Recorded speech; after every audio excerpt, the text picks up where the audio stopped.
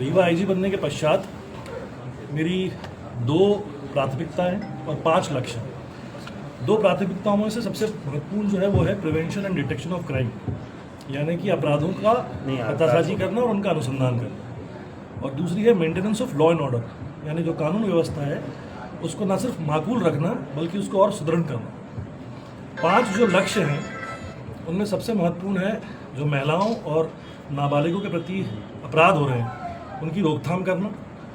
Number 2, जो नशाखोरी बढ़ रही है, जो कोरेक्स और बाकी सब फेंसिडिल वगैरह सप्लाई किए जा रहे हैं उनकी पीछे जो नकाबपोश है उनका पर्दाफाश करना।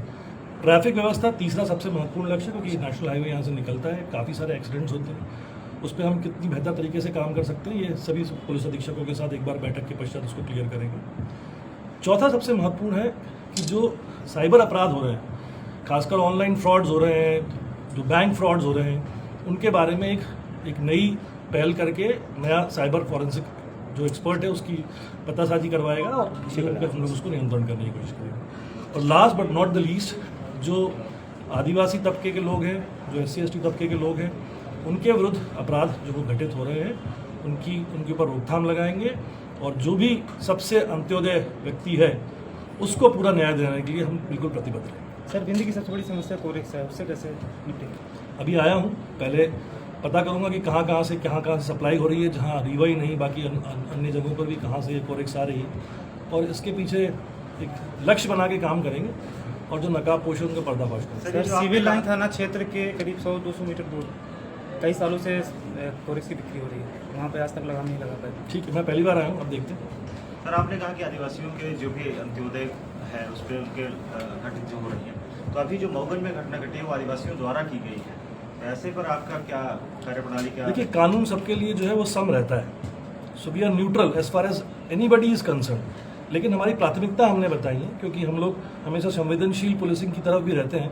तो जो बच्चे हैं, जो नाबालिग हैं, जो आदिवासी तबके के लोग हैं, उनके प्रति हम संयमशील रहें, उनके प्रति हम संवेदनशील रहें, ये मेरी आकांक्षा है।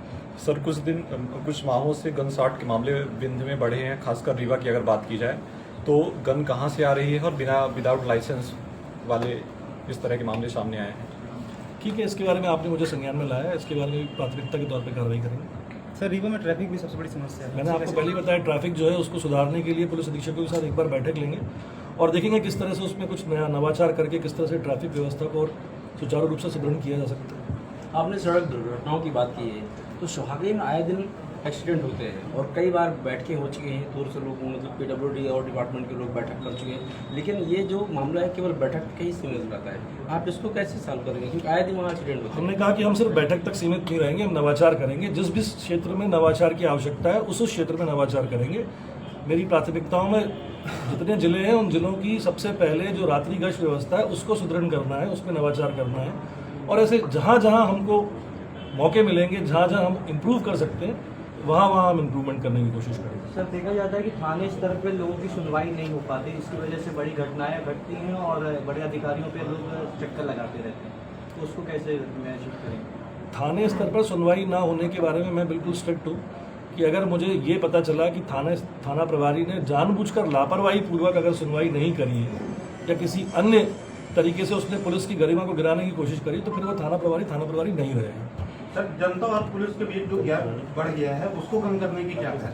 देखिए, पहले तो मुझे लगता था कि जनता के साथ में हम लोग जनता दरबार आयोजित करते थे। मुझे नहीं पता कि वो प्रथा अभी रीवा जोन में किन किन क्षेत्रों में किन किन जिलों में लागू है, लेकिन हम कोशिश ये करेंगे कि एक बार नहीं तो जो इम्पोर्टेंट दिन होते हैं मंगलवार के, वहाँ जन सुनवाई पुलिस अधीक्षकों द्वारा अगर शुरू की जाती है तो उससे काफ़ी हद तक अच्छे रिजल्ट्स मिलेंगे।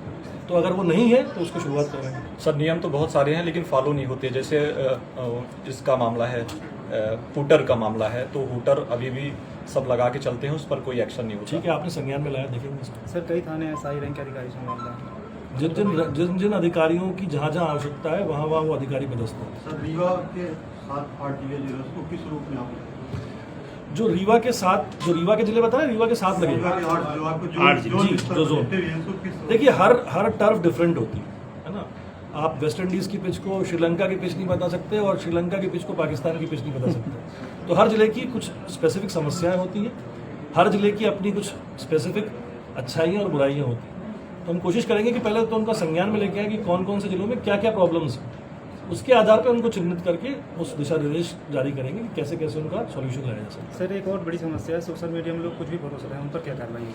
सोशल मीडिया के लिए अभी तो कोई गाइडलाइन सेंट्रल गवर्नमेंट की तरफ से नहीं आई है, लेकिन जहां भी सोशल मीडिया की तरफ से किसी व्यक्ति ने कानून व्यवस्था बिगाड़ने की अगर कोशिश करें सर, तो फिर हम बहुत सख्त एक्शन लेंगे। कटनी में बड़ा अनुभव रहा है, उसका यहाँ लाभ मिलेगा रीवावासियों को? सिर्फ कटनी का नहीं, बाकी 5 जिलों का भी मिलेगा।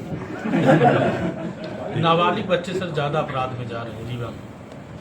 नाबालिग, क्योंकि मैंने आपसे कहा कि वो प्राथमिकता है, महिलाओं और बच्चों के जो अपराध हो रहे हैं, जो घटित हो रहे हैं, वो तो प्राथमिकता ही है। सर बीच में शुरू हुआ था पुलिस कर्मियों को अवकाश देने का, पूरी तरह से बंद है, करीब 1.5 साल। देखिए, थानाओं में काम कर रहे हैं। पुलिस अधिकारियों को अवकाश देने की आकांक्षा तो हमेशा पुलिस मुख्यालय की रही है, पर आपको यह भी समझना पड़ेगा कि एक तरफ हमारे पास बल की कमी भी है, तो हमें कम बल के अनुसार ही पूरी 24/7 पुलिसिंग करनी है। अभी 7000 पुलिसकर्मी भर्ती हो रहे हैं। मुझे लगता है कि काफ़ी हद तक रीवा की जो पुलिसिंग की कमी, बल की कमी की जो समस्या है, वो निराकरण हो पाए।